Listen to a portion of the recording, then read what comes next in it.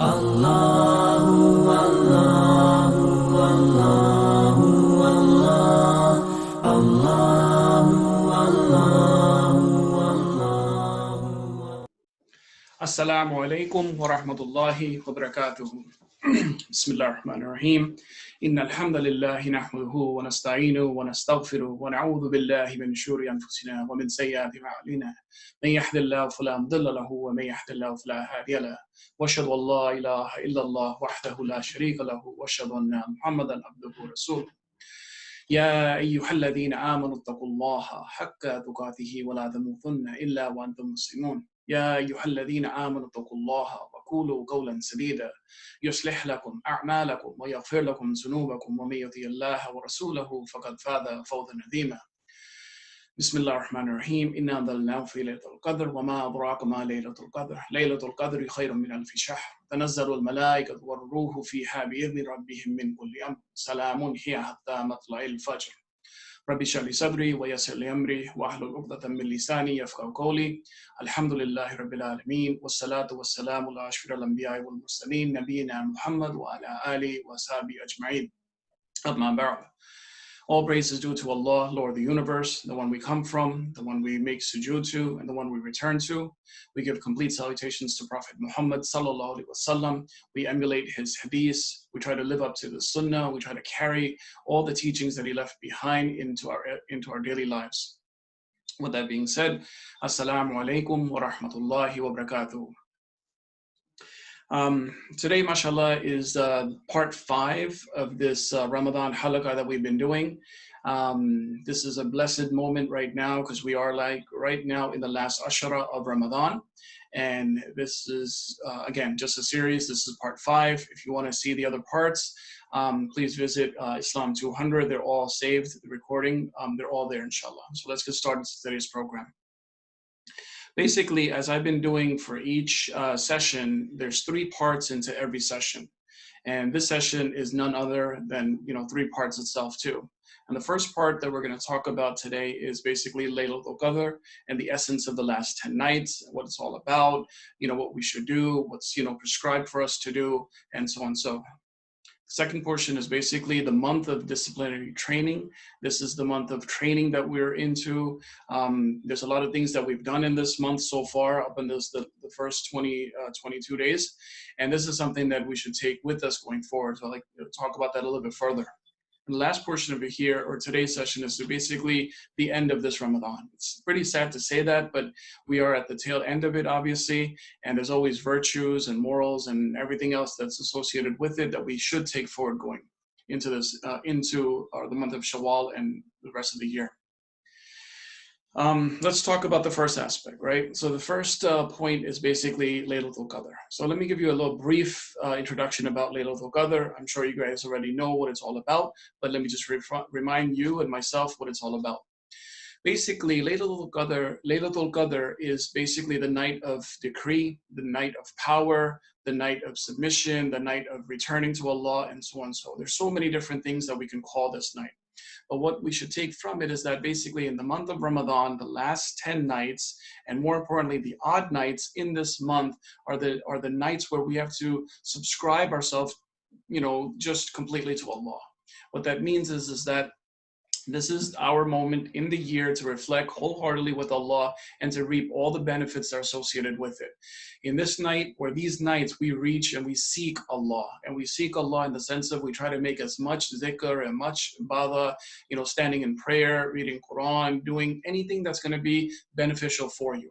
Now, the reason why is that this month or this tail end of Ramadan, these last few days make a big significant factor into our lives as a whole. And what I mean by that is that the angels, and more importantly, the angel, that when they came down, there was this one angel, and there's a story narration in the authentic hadiths and in the fold of the translations of our deen. There was an angel by the name of Israel that came down, and he was taking the ruh out of Prophet Saleh. And we was taking the ruh out of Prophet Saleh. Saleh was asking, said, well, you know what? My life has come to an end right now. and then they got into a conversation because that angel would come and frequently visit. And he asked, is this my time is up? And he goes, yes. And he said that, well, others had a longer period of time too. And then the angels replied back, and the whole dialogue took place where the angels were saying that this ummah, there's going to be an ummah that's going to come after you, and that ummah is going to have even a lesser time. And Tirmidhi hadith states that, our beloved Prophet was asked by the Sahabas, how long will we live? And the quick answer was, he said that, our ummah, and that includes us today, and towards the end of time, will live anywhere between 60 to 70 years on average. And that age is something that's much shorter than the previous generations, the previous prophets, and the previous time periods. Like if you take Nuh al-Islam, or you take Adam al-Islam, and you take, others, they live for a longer period of time. Like just Nuh al-Islam was preaching, just for 80 years itself, he was just preaching. Out of the 950, Allah knows best how many years they all lived. But in that time period, a lot of these people who were following, the actual teachings of Allah subhanahu wa ta'ala, they were actually, earning all this hasana. And when the angels came and were taking his life, and he mentioned that there's a time period where the ummah will live only for a short period of time. And that's when, the actual essence of the night of decree, meaning the virtue of, reading, and each night's virtue is compared to 1,000 months, which translates into 83 years, is a blessing for us to catch up to those people that worshiped Allah for a number of years. So let me make that very simple for you to understand. You have somebody living for 800 years, and they can make sujood to Allah every single day, and they'll get all that credit. Compare that to our livelihood. If we're living for, let's say, 70 years on average, this is obviously, there's a lot of people who live, past that, but let's just take that average.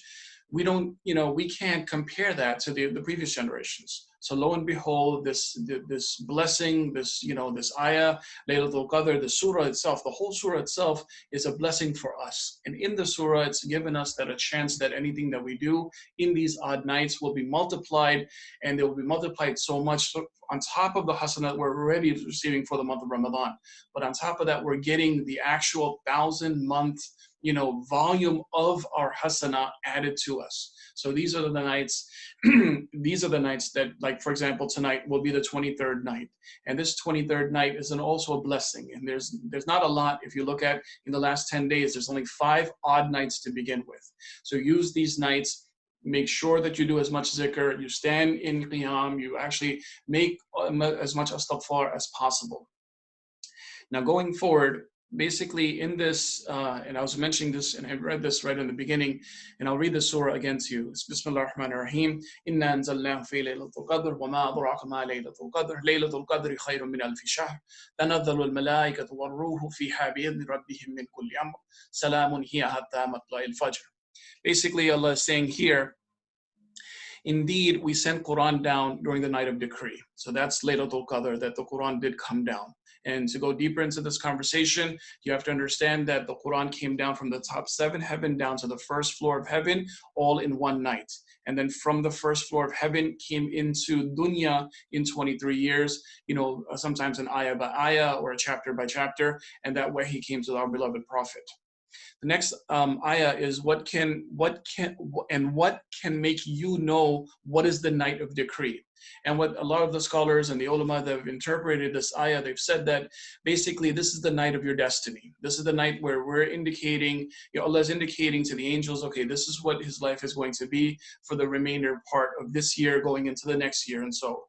And what that means is there's going to be good and bad. There's going to be good things, alhamdulillah, that come your way. Hopefully all good things happen to you for the next year. And there might be some, calamities or some tribulations that come your way as well too, that you have to face with sabr. But all that is in the night of decree where it's written down. The night of decree is better than 1,000 months. I was just emphasizing that just a minute before. That actually translates to 83.4 years of service. So if you want to reap the benefits, if you want to read as much Quran, you'll get multiplied that hasana by that 83 times. And this is a beautiful feeling. Also, many of the ulama always say that, also state that if you're donating money, this is an opportune time to donate that money because that's multiplied as well too.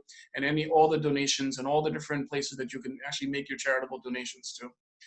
The fourth ayah is basically the angels and the spirit descend there by permission of their Lord for every matter. So in this case over here, you have like the angels, and some of the ulama even say that Angel Jibreel al-Islam is also down here looking at, people and seeing what people are asking for. So that's also a huge blessing. And obviously we know the shayateen are all locked up. So these are the nights where it's beautiful. There's not any disturbance. And that's the last ayah, basically peace. It is until the emergence of dawn. So a lot of the ulama also state that, yes, there is no, shayateen that are floating around in these nights of Ramadan. So it's a blessing for us to take.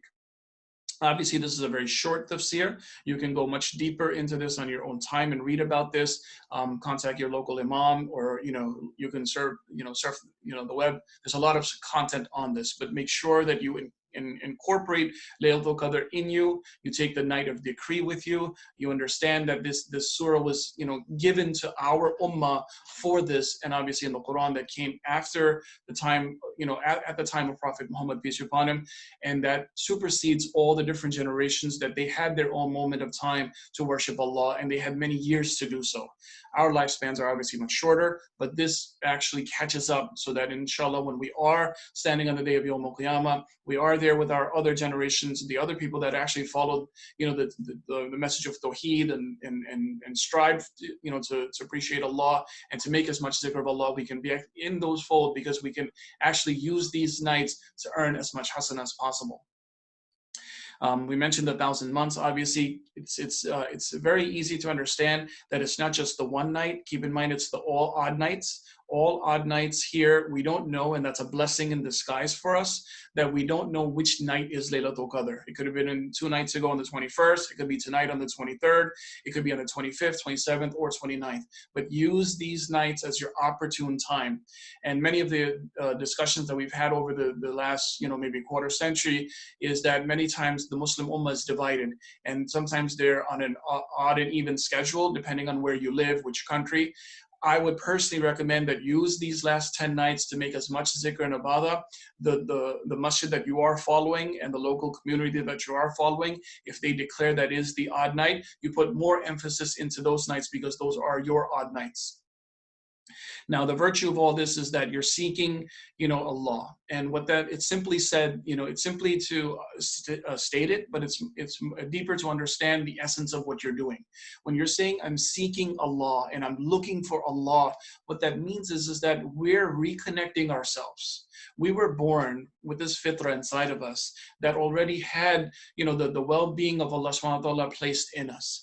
But our job is to bring that fitrah and bring that out of our system, out of our soul, to truly understand why we exist and why we're worshiping Allah.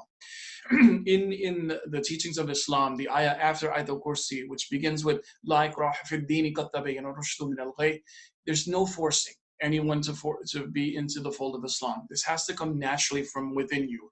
You have to feel that, okay, this is the message, this is the book, this is what I want to account for, this is the night I want to make as much zikr as possible, and hopefully I can take all this and Allah can grant me all this hasanah and apply all this mercy on me on the day of Yawm al-Qiyamah, because I did what was asked of. And what was asking for us, for the ummah, is to make sure that you use these nights with the best of your ability possible.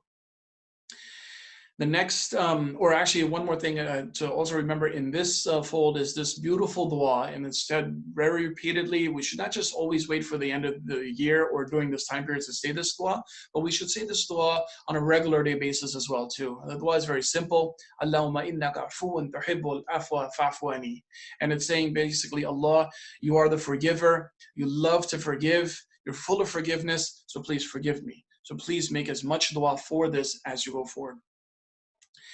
The next, there's another surah in the Quran I wanted to touch upon. Is basically Surah Dukhan, and it starts off simply Bismillah ar-Rahman ar-Rahim, Hamim والكتاب المبين إنا أنزلناه في ليلة مباركة إنا كنا منذرين.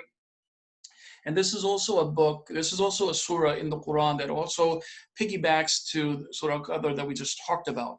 And in this book, Allah is saying that, this is the clear book, obviously, and He's saying that indeed we sent down during a blessed night and to warn mankind. And if you read into this surah a little bit more, it's talking about the night, was made distinctively for this precise matter. And it ties into Surah Qadr in the sense of everything was ordained for us. Everything is written down. Allah knows what's happening for us. But the beauty of all this is that we don't know what's in store for us tomorrow. We can strive to do as much good as possible, and that's already written. But we just simply don't know how our fate is going to be, carried out, or how our livelihood comes to an end, and what hasana we achieve, and what astaghfar we wind up, granting, Allah grants some mercy on us, our astaghfars.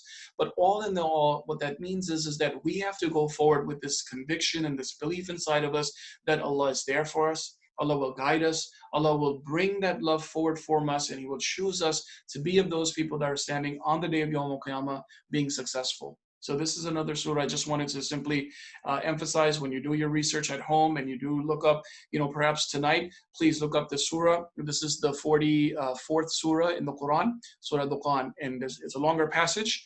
Please take a look at the surah, and it talks about the blessed nights and so on. So the second session is basically the month of disciplinary training. And this month here is basically the virtue is the self-reflection is truly needed within us. And what that means is that we're going through a training period. And we're going through this training period, we're trying to instill very good habits within us, because we know that in the month of Ramadan, we try to step it up. And a side note or a tidbit is that even if the layman Muslim is stepping it up, please don't, be boastful to anyone that's becoming more, let's say religiously inclined in this month.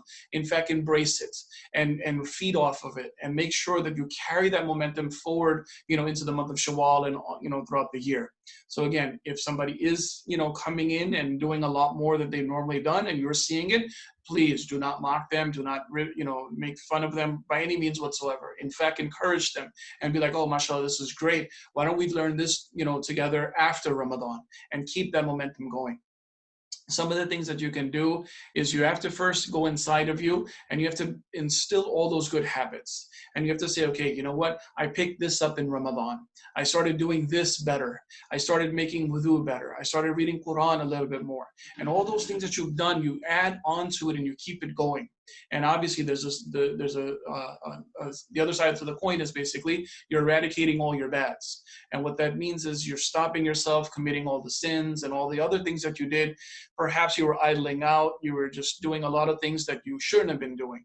And I know that everyone's dealing with this COVID in very different ways. But the one thing that we have that's beautiful is that in this month of Ramadan, this is a blessing for us to completely reflect with Allah internally. You can watch a lot of the halaqas online and so many different programs, but within you, at the end all, it becomes you and Allah direct. And use this, year, and use this Ramadan to always remember back in the rest of your life that was the one for Ramadan that I truly connected with Allah. Because all the other Ramadans, perhaps we were too busy in the hustle and bustle with the iftar parties or going to the masjid and driving back and forth and trying to do as much as possible. And all that was sometimes lost. But in this month here, it's a blessing that you can actually take as much out of this month as possible. And you go deeper. Whatever you think that you know about Islam, go deeper. And keep that motto alive inside of you that I need to go deeper. Reevaluate your Islamic threshold.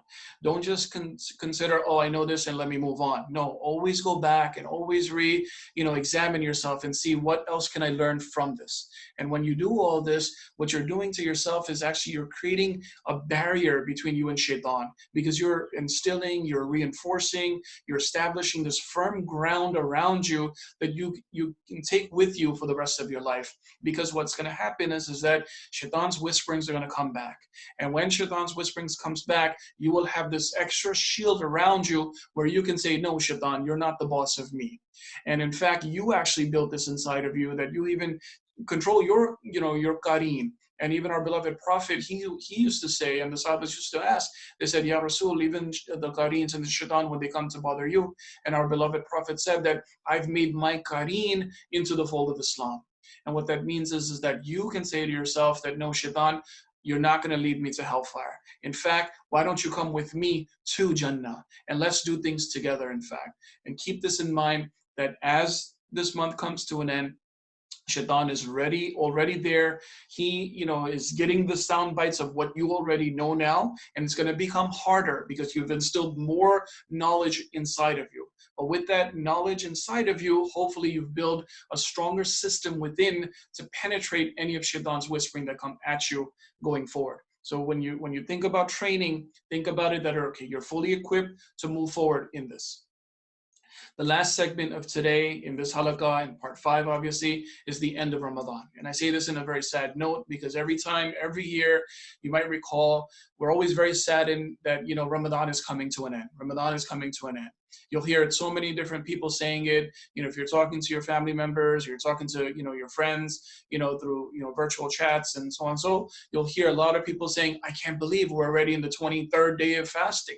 I can't believe we're already doing this and this and this. And what that means is that this is life. Life is going to go by as quickly as possible. And there's certain time periods and certain intervals that you have to take with you along the way. And this being one of them, that in this month of Ramadan, in this last stage, in this last Ashra, you can say, okay, you know what? I wasn't the best for the first 21, 22 days going into Ramadan. I could have done more, but you still have a chance. That going forward to tonight and the next nights and the next week, this whole stretch, that you can do as much more as possible. And you tell yourself, okay, you know what? This is my moment. This is the time. Let me put everything else secondary and focus on myself, focus on the ilm, and move forward this way. Obviously, we know that the last 10 nights are very sacred. In the 10 nights, it's the odd nights that are heavily emphasized. Make sure you take as much from it. And one thing that you can always take from it is the power of asking Allah's forgiveness. And that's the one thing, if you don't do anything in these nights, make sure you ask Allah for forgiveness. And you say that dua, the one that we just mentioned a few slides ago, Allahumma innaka afuwun tuhibbul afwa fa'fu anni. You ask for forgiveness. And you think about what you've done wrong, that you ask for forgiveness. And you say, Ya Allah, there were times that I did wrong. I don't even remember that I did wrong. And you ask for that forgiveness. Make the best use of this time period. If anybody's trying to, distract you with, your phone or, talking to you, whatever it is, put it all aside.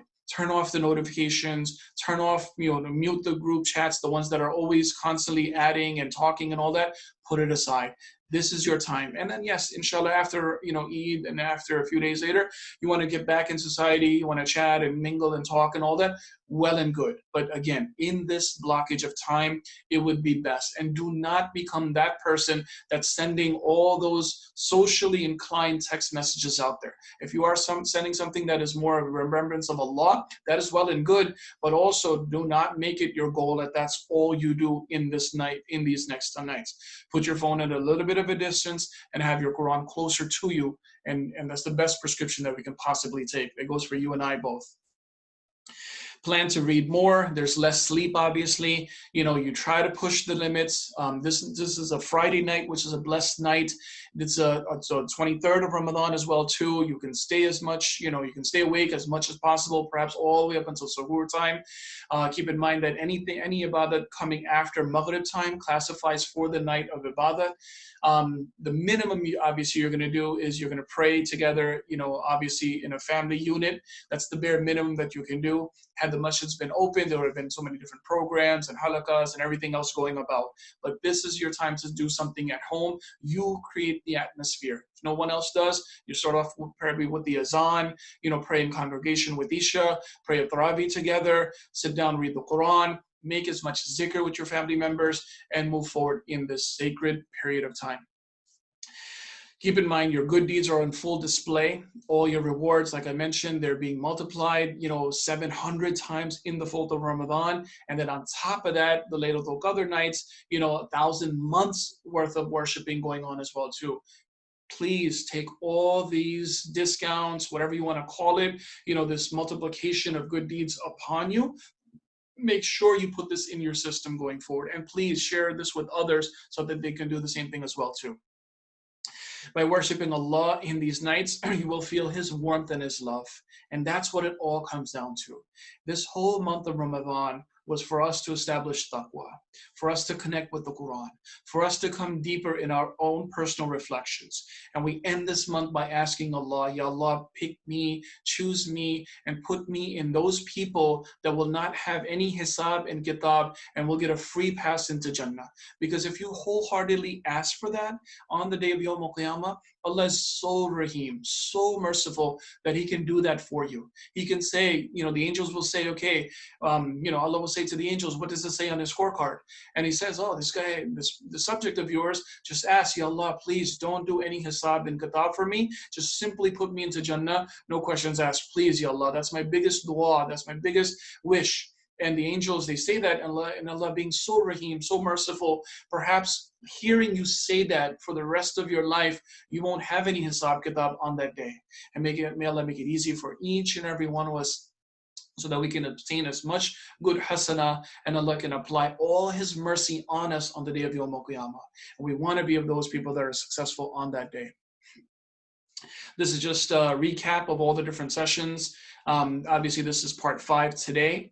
If you look back, you can go to the YouTube Islam 200 channel, just go into the playlist, and you'll see all the different recordings there.